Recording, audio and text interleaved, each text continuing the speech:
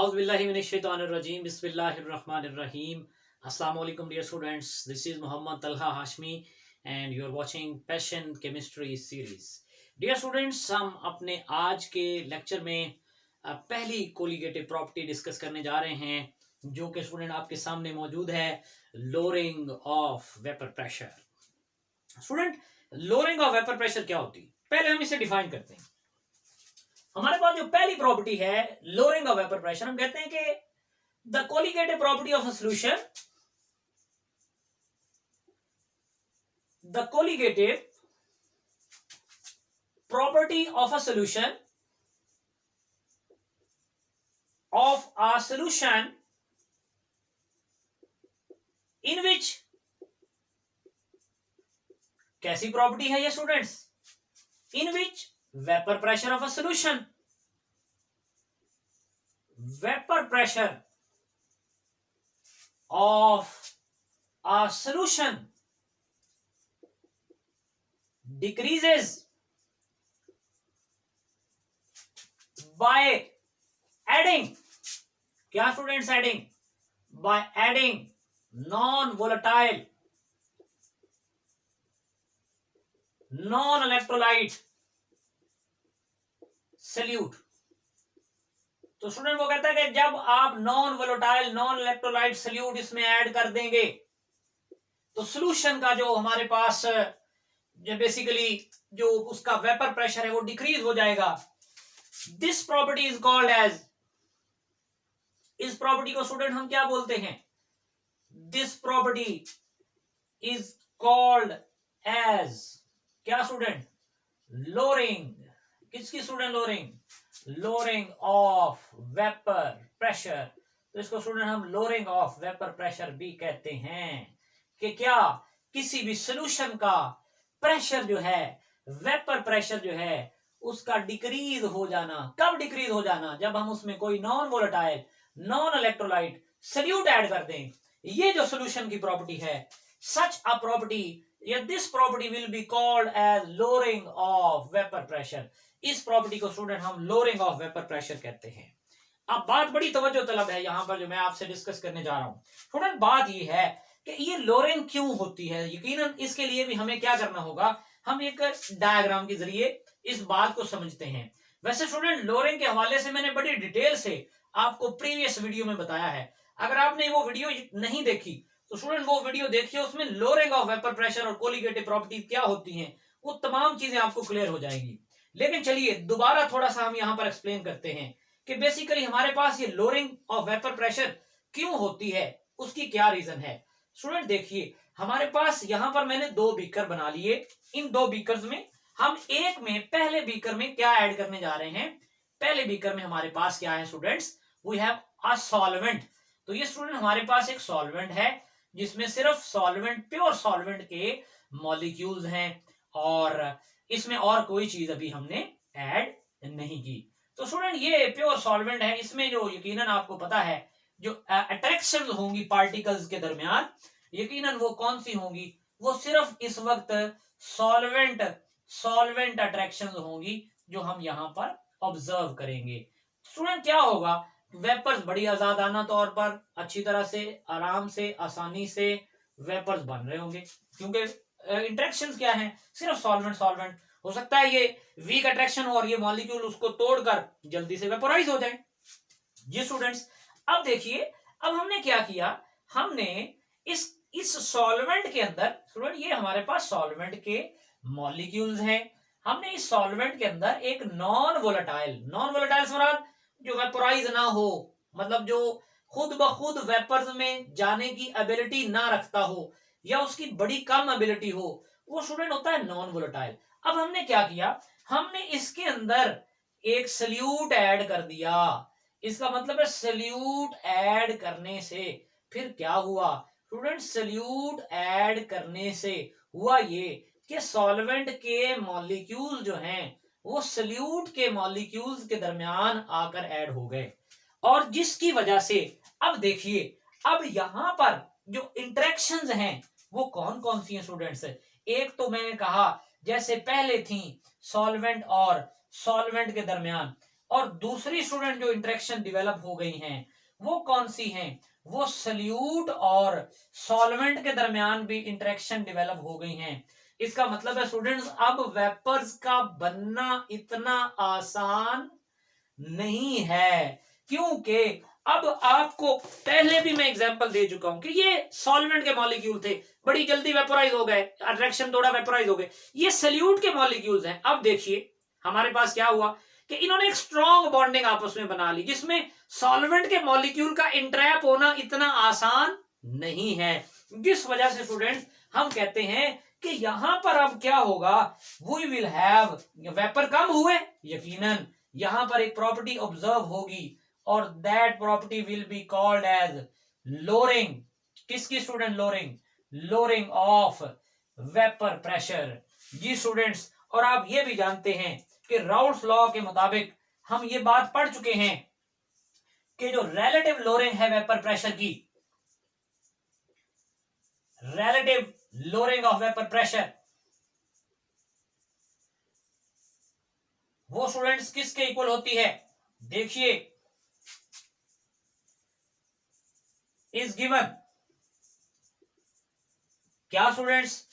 Delta P over P naught and that is equal to x2। और x2 students क्या है? x2 से मुराद है मोल फ्रैक्शन ऑफ सल्यूट। x2 से मुराद है स्टूडेंट्स मोल फ्रैक्शन। किसकी mole fraction? Mole fraction of solute. ये स्टूडेंट मोल फ्रैक्शन कहलाती है। किसकी mole fraction? That is the mole fraction of solute. क्या मतलब कि जितना ज्यादा सल्यूट ऐड करेंगे उतनी लोअरिंग ऑफ वेपर प्रेशर भी ज्यादा हो जाएगी, उतना ही मुश्किल हो जाएगा सॉल्वेंट के मॉलिक्यूल को यहां से एस्केप करना। जी स्टूडेंट्स, तो ये हमारे पास हमें राउल्ट्स लॉ ने बताया कि रिलेटिव लोअरिंग जो होती है वेपर प्रेशर की वो डायरेक्टली प्रोपोर्शनल होती है to the mole fraction of solute. अब आप कहेंगे ये मोल फ्रैक्शन क्या होता है? स्टूडेंट देखिए, आपको समझाने के लिए यहां पर मैं कुछ मजीद चीजें आपको डायग्राम की सूरत में समझाने की कोशिश करूंगा। स्टूडेंट देखिए, जो सोल्यूशन होता है ना उसमें कितने पार्टिकल्स होते हैं? 2। Solute, solvent. चलिए, हमने कहा कि चलें हम ये रेड जो कलर के पार्टिकल्स बना रहा हूं ये सॉल्वेंट के बना लेते हैं, और इसके बाद हम क्या करेंगे, इसके बाद हम सल्यूट के पार्टिकल्स ले लेंगे। तो ये ब्लैक से जो बना रहा हूं ये क्या है? ये सल्यूट के पार्टिकल्स हैं। चलिए स्टूडेंट सॉल्वेंट के जो नंबर ऑफ मोल्स हैं इसमें वो N1 है। किसके? सॉल्वेंट के। सॉल्वेंट के मोल्स N1 है। सॉल्वेंट की जो भी चीज होगी उसे हम N1 से लिखेंगे या 1 से लिखेंगे। सल्यूट के जो ना हमारे पास नंबर ऑफ मोल्स हैं वो स्टूडेंट N2 है। ये सल्यूट के मोल्स हैं, सल्यूट के मोल्स। स्टूडेंट देखिए, हमारे पास मोल फ्रैक्शन क्या होती है? स्टूडेंट देखिए, अगर 3 लोग 100 रुपया इकट्ठा करें, मतलब एक बच्चा 25 रुपए इकट्ठे कर रहा है, फिर बाकी एक बच्चा 35 रुपीज इकट्ठे कर रहा है, एक बच्चा 45 रुपीज इकट्ठे कर रहा है। अब अगर आप एक की मोल फ्रैक्शन निकालना चाहते हैं, आप एक ने जितने बच्चे ने पैसे को जो है वो कंट्रीब्यूट किए हैं उसको टोटल पे डिवाइड कर देंगे तो आपके पास मोल फ्रैक्शन आ जाएगी। स्टूडेंट देखिए, सपोज करता हूं मैं मोल फ्रैक्शन निकालना चाहता हूं किसकी? सॉल्वेंट की। तो सॉल्वेंट की मोल फ्रैक्शन निकालने के लिए मैं उसको रिप्रेजेंट करूंगा x1 से, और ये किसके इक्वल होगी? Number of moles of the solvent divided by total number of moles of solution. इसी तरह अगर मैं x2 की वैल्यू फाइंड आउट करना चाहता हूं स्टूडेंट्स, ये क्या है? ये सल्यूट के हमारे पास नंबर ऑफ मोल्स हैं या उसकी मोल फ्रैक्शन है, ये किसके इक्वल होगी? N2। और N2 क्या है? Number of moles of solute in the solution, और डिवाइड करेंगे टोटल नंबर ऑफ मोल्स से, that is N1 plus N2। तो ये स्टूडेंट हमारे पास यहां पर जो हमें रिक्वायर्ड वैल्यू है दैट इज एक्चुअली x2। हम मोल फ्रैक्शन फाइंड आउट करना चाहते थे, और मोल फ्रैक्शन x2 की क्या है स्टूडेंट? N2 over N1। इसका मतलब है ये x2 की वैल्यू क्या हम इस इक्वेशन में पुट कर सकते हैं? यकीनन स्टूडेंट्स देखिए, हमारे पास ये वैल्यू आ गई delta P over P not, और स्टूडेंट ये वैल्यू किसके इक्वल थी? x2 के। x2 किसके इक्वल है, n2 over n1 plus n2। जी स्टूडेंट्स, तो हमने क्या किया, इस x2 की जगह पर हमने x2 की वैल्यू पुट कर दी, that is n2 over n1 plus n2। Student अब देखिए, अगर हमारे पास, अगर हम ये कहें कि if we have a dilute solution, अगर हमारा सॉल्यूशन क्या है स्टूडेंट्स, बड़ा डिल्यूट है, तो डिल्यूट सॉल्यूशन में स्टूडेंट क्या होता है, सॉल्यूट बहुत कम होता है। तो आप ये कह लीजिए कि जो N2 है ना, दैट इज अप्रोक्सीमेटली निग्लिजिबल, यानी कि उसकी मिकदार बहुत ही कम है सॉल्वेंट के मुकाबले में। या आप ये कह लीजिए कि N1 is greater than N2, इसलिए हम कहते हैं कि इसको निग्लिजिबल कह लेते हैं। तो चलिए, फिर इसका मतलब है ये वैल्यू हमारे पास क्या बन जाएगी स्टूडेंट्स, ये वैल्यू हमारे पास बन जाएगी delta P over P nought, and that is actually equal to N2 over N1। N2 क्या है, number of moles of solute, N1 क्या है, number of moles of solvent.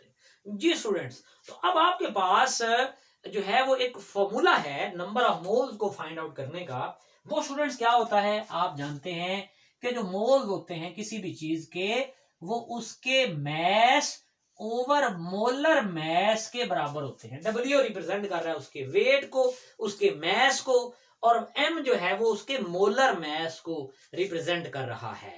अब हम इन दोनों के मोल्स निकालने की कोशिश करते हैं। अगर स्टूडेंट मैं N2 की वैल्यू निकालना चाहूं तो ये क्या हो जाएगा, W2 ओवर M2, और इसी तरह अगर मैं N1 की वैल्यू निकालना चाहूं तो ये क्या हो जाएगी, W1 ओवर M2। तो क्या हम ये वैल्यू यहां पर पुट कर सकते हैं, यकीनन स्टूडेंट्स हम यहां पर पुट कर सकते हैं। तो देखिए क्या वैल्यू आती है, delta P over P nought will be equal to, N2 की वैल्यू देखिए क्या है, W2 ओवर M2, और स्टूडेंट हमारे पास डिवाइड कर लेते हैं। N1 की वैल्यू क्या है स्टूडेंट्स हमारे पास, N1 की वैल्यू स्टूडेंट यहां पर M1 होगा, W1 ओवर M1। जी स्टूडेंट्स, ये हमने दोनों की, N2 की वैल्यू यहां पर जो मौजूद थी और N1 की वैल्यू जो यहां पर मौजूद थी, दोनों इस इक्वेशन में पुट कर दी। अब देखिए हमारे पास delta P over P nought जो होगा, that will be equal to W2 over M2 multiplied by, अब ये M ऊपर चला जाएगा, ये आ जाएगा M1 ओवर W1।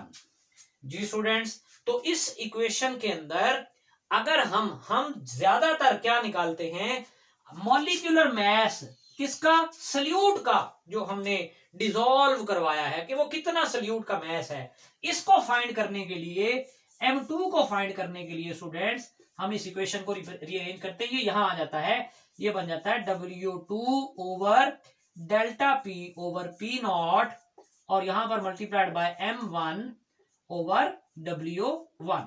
मजीद अगर हम इसे रीअरेंज करें तो ये आ जाता है P not multiplied by W2 over delta P, और साथ में स्टूडेंट्स M1 ओवर W1। तो स्टूडेंट अगर हमें ये तमाम वैल्यूज पता हो तो हम क्या कर सकते हैं, हम उस सल्यूट की जो हमने डिसॉल्व करवाया है उसका मॉलिक्यूलर मैस जो है वो कैलकुलेट कर सकते हैं। तो ये स्टूडेंट हमारे पास क्या थी, that was first colligative property known as lowering of vapour pressure. Next lecture तक इजाजत दीजिए, अल्लाह हाफिज।